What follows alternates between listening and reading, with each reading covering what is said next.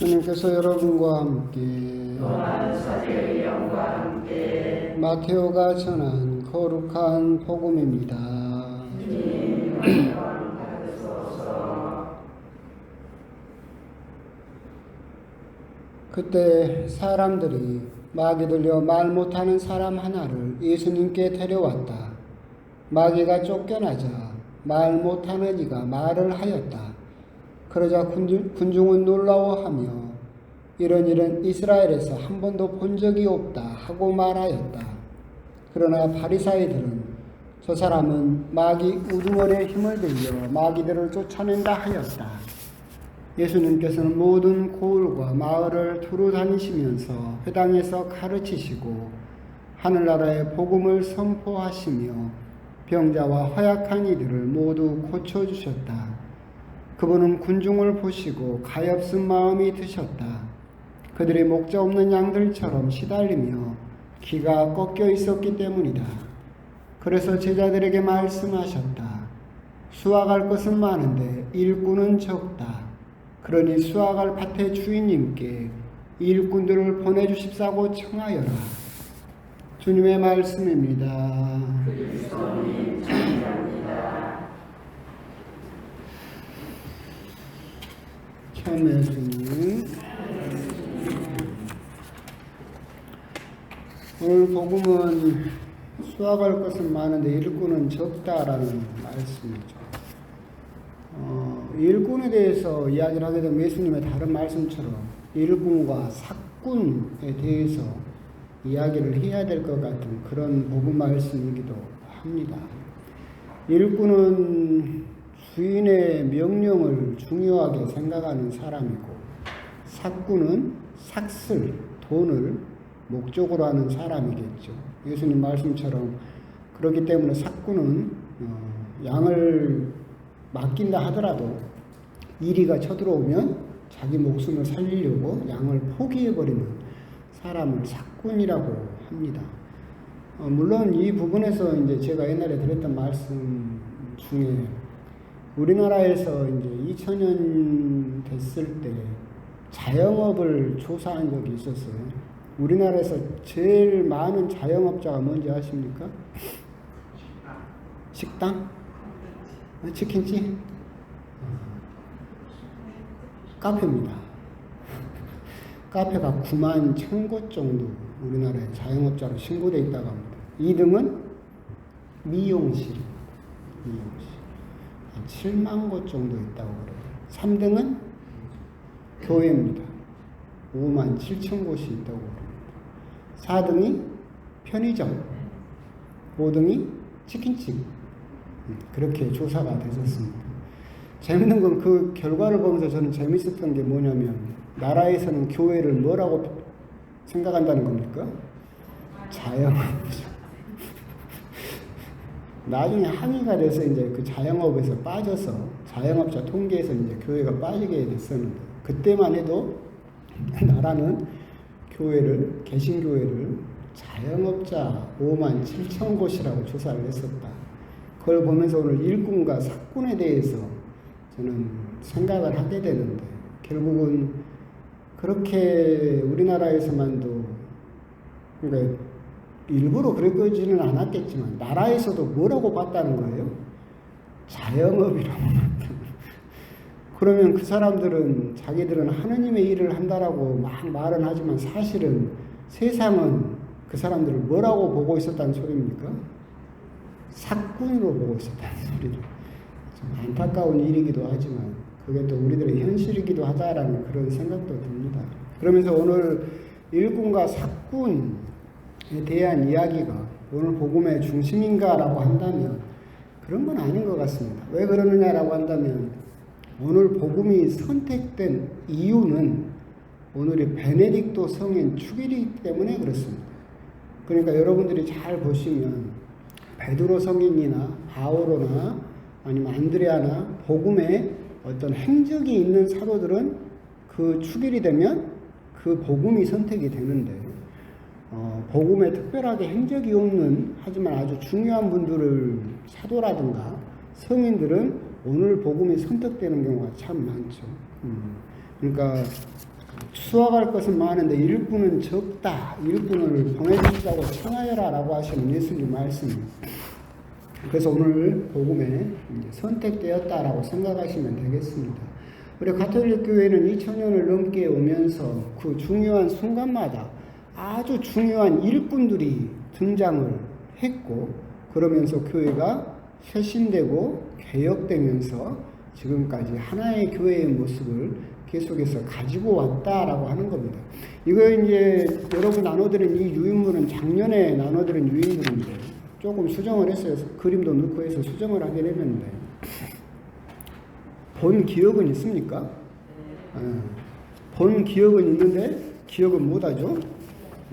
그래서 같은 내용이지만 한번 1년에 한 번이니까 한번 또 설명을 드릴까 해서 일꾼과 사꾼에 대한 이야기보다 이게 더 재밌을 것 같아서 이걸 선택을 했습니다.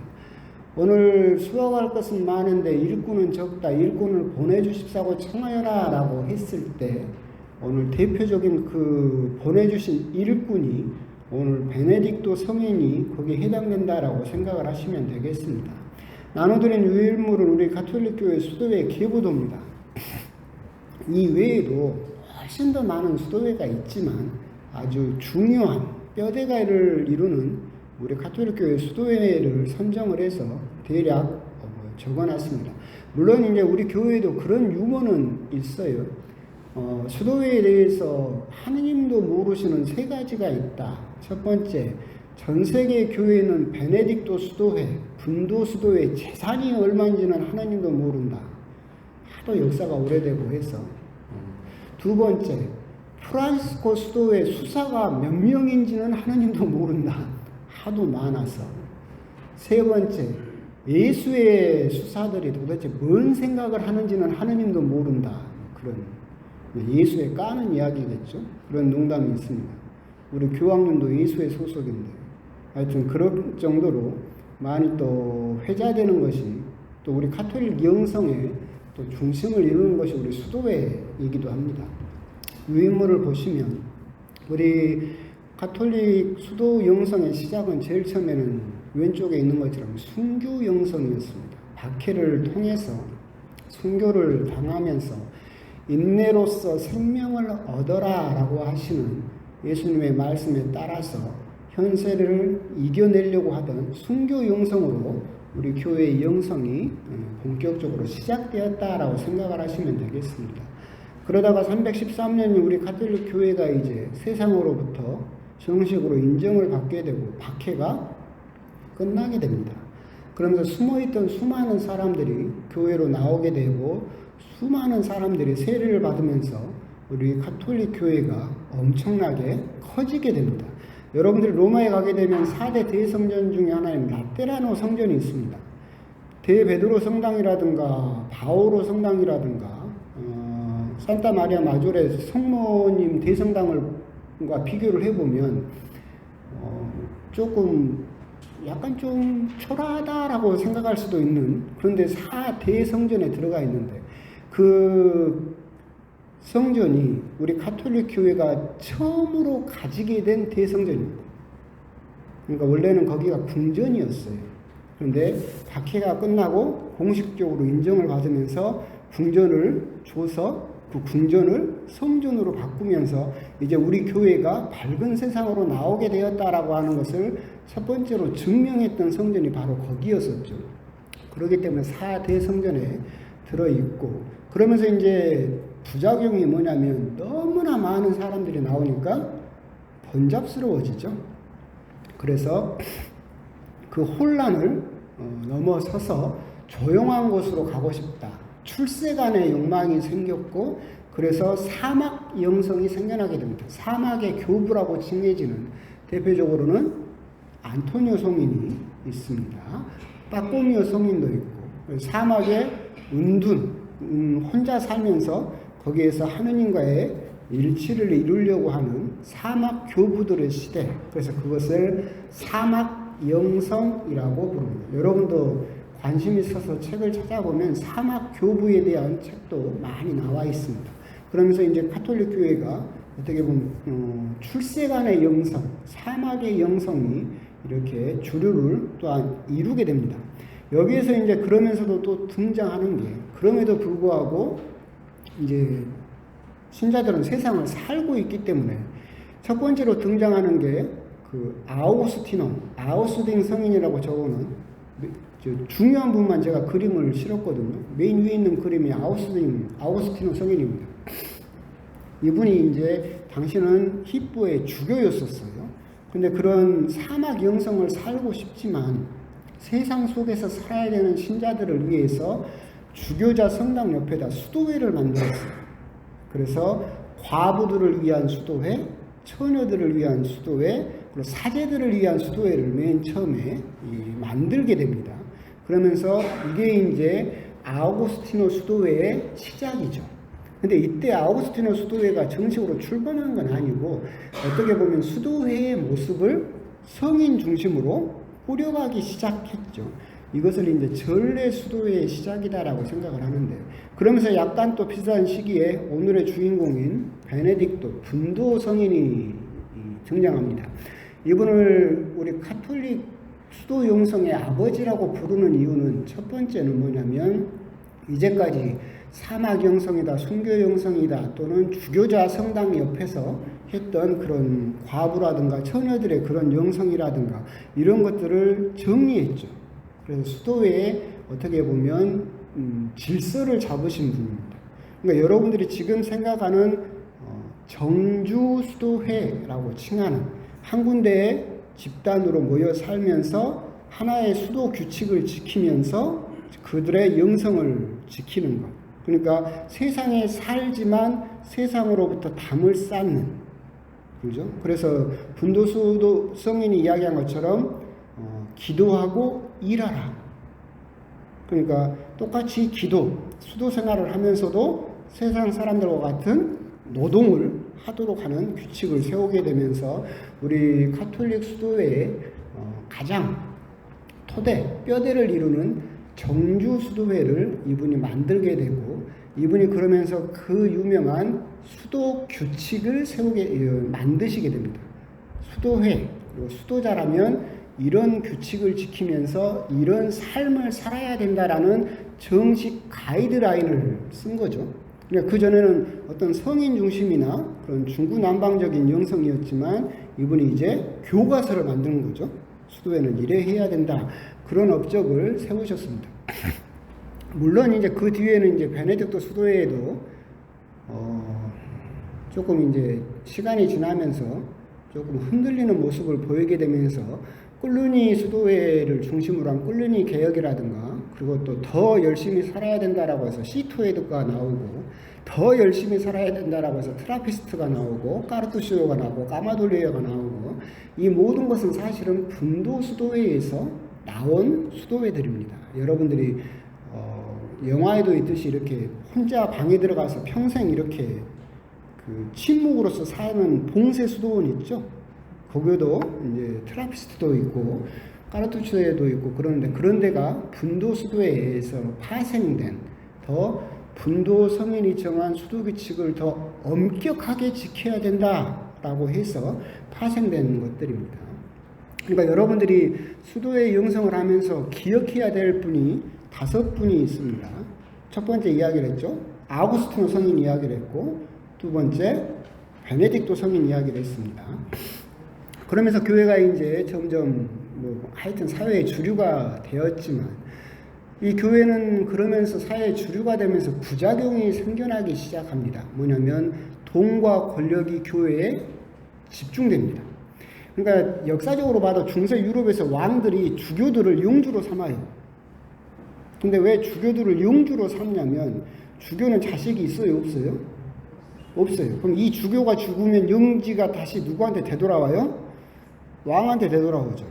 그런데 세상 사람한테 영지를 주면 이 세상 사람 자식을 낳으면 영지를 쪼개가지고 자식들한테 물려줘 버리죠. 계속. 그 영지가 다시 왕한테 안 오죠. 그러니까 왕들이 주교들을 영주로 삼아가지고 파견시켜 버리는 거예요. 그러면서 교회에 돈과 권력이 굉장히 많이 집중되면서 좀 많이 부패하는 모습을 보이기 시작했죠. 그때 두 분이 등장을 합니다. 여러분들 잘 아시는 프란시스코 성인과 도미니코 성인이 거의 동시대에 등장을 해서 교회를 개혁합니다.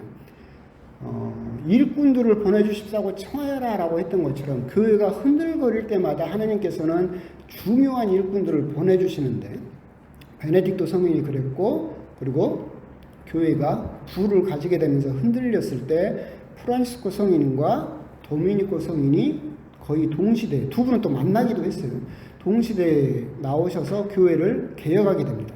그래서 프란시스코 수도회는 우리가 아까 베네딕토 수도회는 정주 수도회, 정주, 한 군데 모여 산다라는 정주 수도회를 만들었다면 프란시스코 수도회는 탁발 수도회를 만들었어요. 프란시스코 수도회는 그 성인의 영성에 따라서 철저한 가난, 그 어떤 것도 가지지 마라. 탁발, 밥도 얻어먹어라. 밥도 얻어먹어라. 예수님처럼 복음을 전파하면서 순례하면서 세상 사람들을 향해서 끊임없이 복음을 선포를 하고 그 당시에 사도들처럼 그 한 군데 머무르지 말고 계속해서 돌아다니는 탁발 수도회를 만들게 됩니다. 도미니코 수도회는 동시에 등장을 하면서 그 당시에 신자들이 세상 일에만 관심을 갖고 교리라든가 성경이라든가 이런 거에 대해서 전혀 관심을 갖지를 않죠. 그래서 도미니코 수도회는 교황님께 허락을 얻어서 설교 수도회를 만듭니다. 그래서 교황님에게 설교권을 받아서 어느 지역에 가서도 설교를 하고 가르치고 강론할 수 있는 권리를 이 도미니코 수도회가 갖게 되죠. 그래서 세상 사람들에게 복음을 선포하고 교리를 가르치고 성경을 가르치는 설교 수도회를 만듭니다. 그러니까 이제 큰 뼈대가 그러잖아요. 베네딕토회는 한마디로 말하면 무슨 수도회? 정주 수도회. 프란시스코회는 탁발 수도회. 도미니코회는 설교 수도회. 다른 많은 일들을 하기도 했지만 가장 큰 특징을 정하면 그렇게 된다. 물론 그래서 아까 이제 그림에도 나온 것처럼 프란시스코회 역시도 똑같아요. 더 프란시스코 성인이 돌아가신 뒤에 더 프란시스코 성인의 정신대로 살아야 된다. 더 엄격하게 살아야 된다. 그게 꼼벤투알이고 카푸친 회고 그런 파들이 등장을 하게 됩니다. 도미니코에도 또한 그런 영향을 받아서 그렇게 되죠. 그래서 이제 중요한 분이 있고, 그리고 또 중요한 분이 예수입니다. 물론 까르멜회가 있어요. 까르멜회는 중요한 것은 까르멜회는 정확하게 언제 생겼는지는 몰라요. 하지만 이제 엘리야가 가르멜산에서 그 당시에 바알의 그 사제들을 물리친 기록이 구약 성경에 있죠. 그래서 그 당시에 사람들이 가르멜 산에 모여 살면서 수도 생활을 시작했다라고 하는 전설은 있지만 수도회가 정식으로 출범하지는 않았었어요. 그러다 나중에 도미니코 회 뒤로 이제 거기에서 이제 수도회를 만들게 되었고, 가르멜을 이야기할 때 이 가르멜회가 유명하게 된 이유는 개혁 가르멜이죠. 맨발의 가르멜이라고 칭하는데 16세기입니다. 그러니까 종교개혁이 일어나서 독일이라든가 이쪽에서는 루터라든가 스위스에서는 깔뱅이라든가 개신교가 이제 등장을 하게 되죠. 거기에 대해서 이 가르멜회가 16세기에 유명한 두 분이 있죠. 맨발의 가르멜회에서 등장하는 유명한 성인이 누굽니까?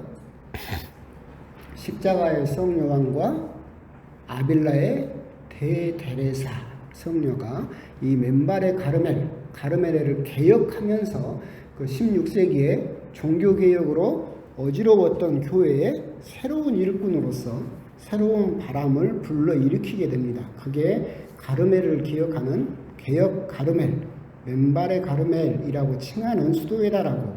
그래서 개혁 가르멜은 뭐 특별하게 아실 필요는 없지만 종교개혁 시기에 흔들리는 교회를 바로잡은 십자가의 성 요한, 어둠 밤이라고 여러분도 기억하는 유명한 성인입니다. 처음 들어봤어요? 가르멜의 산길이라든가 어둠 밤이라든가 영성적으로는 굉장히 유명한 분입니다. 이분과 아빌라의 대데레사 성녀가 16세기에 우리 교회를 바로잡은 아주 중요한 일꾼이었다. 하지만 수도의 영성에서는 아주 큰 영향이 있던 건 아닙니다. 그리고 이제 맨 마지막에 있던 게 마지막으로 중요한 예수회가 등장합니다. 이냐시오 성인이죠. 이분의 영성 수련을 중심으로 한 예수회가 등장을 하게 됩니다.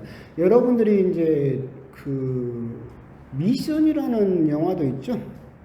옛날 영화긴 하지만 거기서 남미에 신부님이 가셔가지고 원주민을 선교를 하는 보셨어요? 보신 분은 잘했고 안 보신 분은 한번 꼭 봐보십시오. 엘리오 모리코네의 그 감동적인 오보의 연주도 있고 정말 볼만한 영화입니다. 그 중심이 예수입니다. 그게 예수에서 실제로 일어났던 일을 배경으로 해서 만든 영화이기 때문에 이 예수회는 그래서 한마디로 무슨 수도이냐라고 물어보면 전교 수도예요.